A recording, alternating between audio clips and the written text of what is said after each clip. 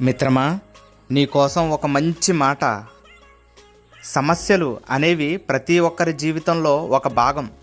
కూరలో ఉప్పు ఎలా అవసరమో మన జీవితంలో సమస్యలు కూడా అంతే అవసరం. సమస్యలు లేని జీవితం ఉప్పు లేని కూర లాంటిది. సమస్యలను అధిగమిస్తే పొందే ఆనందం అనుభవించిన వారికే తెలుసు. థామస్ ఆల్వా ఎడిసన్ బల్బు కనిపెట్టడానికి ముందు 999 సార్లు ఫెయిల్ అయ్యాడు. వాటిని దృష్టిలో పెట్టుకుని ఆ సమస్యలు తలెత్తకుండా ఉండే సరైన పద్ధతిని కనిపెట్టాడు. ఆనాటి నుండి ఈనాటి వరకు బల్బుకి సంబంధించిన సమస్యలు లేవు. ఆ పాటలేవో ఆయనే పడ్డాడు. అదేవిధంగా మనం ఒక పనిని తలపెట్టినప్పుడు సమస్యలు వస్తే నిరాశ చెందకుండా, నిస్పృహకు గురి కాకుండా, నిరుత్సాహపడకుండా నిరంతర కృషి చేయక తప్పదు.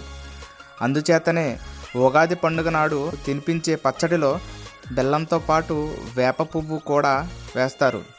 అంటే జీవితంలో కొంత చేదు కూడా రుచి చూడాలి.